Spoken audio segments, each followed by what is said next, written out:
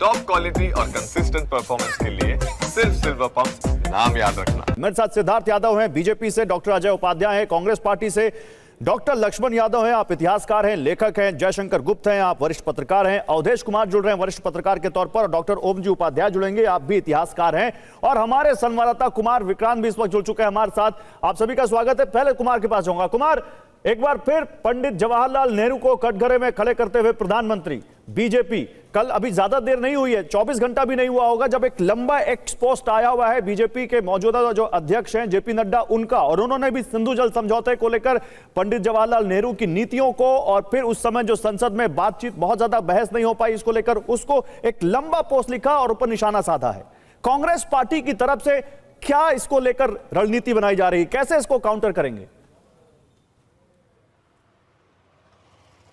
देखिए, कांग्रेस पार्टी की ओर से जो राहुल गांधी तेजस्वी यादव बिहार की में वोट अधिकार यात्रा पर निकले हैं, वोटर अधिकार यात्रा पर, मैं उसको लगातार कवर कर रहा हूं, और वहां पर मेरी जो नेताओं से बात हो रही है उनका कहना है कि हालांकि मोदी जी या बीजेपी बात कर रहे हैं नेहरू के इतिहास की, आज की बात क्यों नहीं करते, क्योंकि आज की बात यह है कि जब पाकिस्तान से हमारी लड़ाई हुई उस वक्त में तुर्की अगर पाकिस्तान के साथ था तो चीन भी पाकिस्तान के साथ था, और आज जब हम तुर्की के बहिष्कार की बात कर रहे थे तो चीन के साथ गलबैया क्यों। लेकिन बार बार कांग्रेस के नेताओं का कहना है कि इस तरह की बयानबाजी भले ही सरकार करती रहे, लेकिन हमारे निशाने पर SIR ही रहेगा। राहुल गांधी, तेजस्वी यादव, महागठबंधन के नेता SIR के मुद्दे को नहीं छोड़ने वाले हैं। केंद्रीय चुनाव आयोग पर जिस तरह के धांधली के आरोप राहुल गांधी लगातार लगाते आए हैं, अपने हर भाषण में, हर सभा में राहुल गांधी ने यहां तक कह दिया कि तीनों चुनाव आयुक्त तो ध्यान से सुन लें कि कभी न कभी दिल्ली में और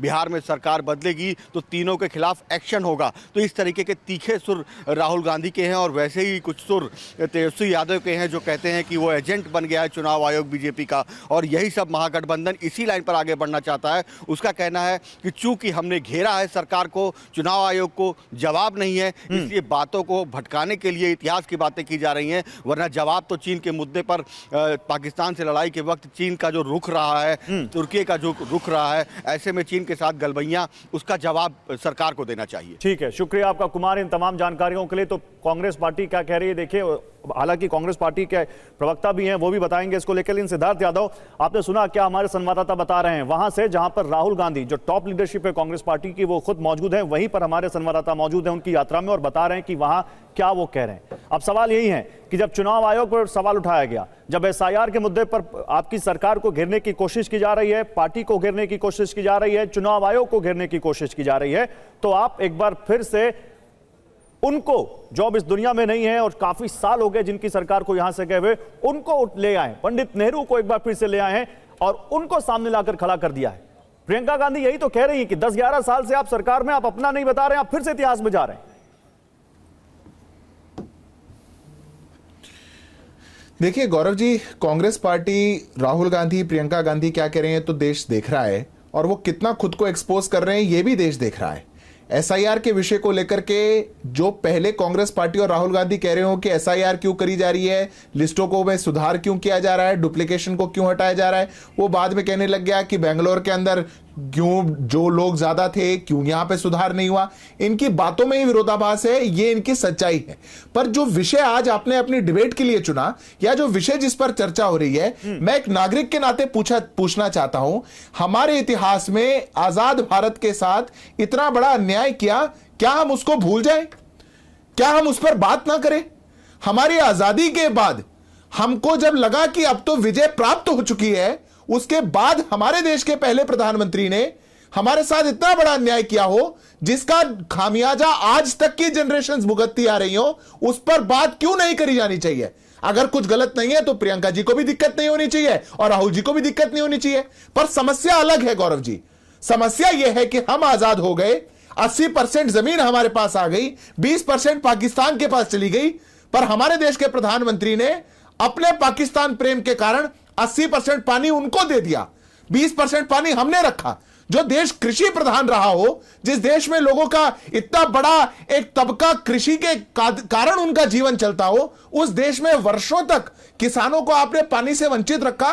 क्या इस बात पर बात हो या ना हो या कौन सा ऐसा देश है दुनिया में बिल्कुल आप बात कर रहे हैं, ऐसा आजादी के समय हुआ हो आप तो और बात वो कर इसको ही रहे हैं, याद ना लेकिन करता और उस पे बात मैं ना फिर एक करता। सवाल लेकर आता हूं। मैं इस सवाल को जाऊंगा कांग्रेस के प्रवक्ता से पूछूंगा सिद्धार्थ। फिर मुझे एक चीज बताइए कि क्या बीजेपी इस देश में कांग्रेस की सरकारों के और पंडित नेहरू के कोई योगदान को नहीं मानती? क्या उन्होंने इस देश में कोई योगदान नहीं किया? क्या उनकी सरकारों में इस देश के प्रति कोई अच्छा काम नहीं हुआ? देखिए गौरव जी, ये नेहरू जी का योगदान ही था, योगदान की ही चर्चा हो रही है। अच्छा है या बुरा, या आप भी तय करिए, दर्शक भी तय करेंगे, हम भी तय कर रहे हैं। कोई भी प्रधानमंत्री देश में चुनता है, यह तो कभी नहीं कहा जा रहा कि उन्होंने कुछ और नहीं करा होगा, पर समस्या यह है कि अगर यह कहा जा रहा है कि इतना बड़ा हिस्टोरिकल रॉन्ग उन्होंने देश के साथ तो किया, मैं वही पूछ रहा हूं, इतना बड़ा देश के किसानों के साथ अन्याय किया, ट्रीटी को वो साइन कराया। सिंधु जल समझौता को भी रख देते हैं, ये आपने इस पर सवाल खड़ा कर दिया, मैं इस पर पूछ लूंगा अजय उपाध्याय से। आप बताइए फिर नेहरू जी का क्या योगदान है इस देश में? क्या किया उन्होंने इस देश के लिए? आप बताइए, आपकी नजर में उन्होंने क्या योगदान है? उनका क्या योगदान है? मैंने तो गौरव देखिए गौरव जी, मैंने जो उन्हें निर्णय लिए वो निर्णय आपके सामने बताए। उन्होंने ये योगदान दिया देश को कि एक अनफेयर ट्रीटी वो साइन करके आए, 9 साल चर्चा करी पर लोकसभा में एक दिन चर्चा नहीं करवाई, कैबिनेट का अप्रूवल नहीं लिया, लोकसभा में उसको पारित उसको साइन करने के 2 महीने बाद वो लेकर के आए। ये योगदान है। यूएनएससी की परमानेंट सीट भारत की नेहरू जी ने पाकिस्तान चाइना प्रेम में चाइना को दे दी, ये योगदान है। अक्साई चीन की हमने जमीन खो दी, ये योगदान है। ये योगदान ही तो आधार है अच्छे बुरे गलत है। उन्हें अच्छे काम भी करे होंगे अपने कार्यकाल में। नेहरू जी ने यूएनएससी की सीट चाइना को ऑफर कर दी, ये इसका क्या आधार है? कौन से ऑफिशियल डॉक्यूमेंट में ये लिखा है?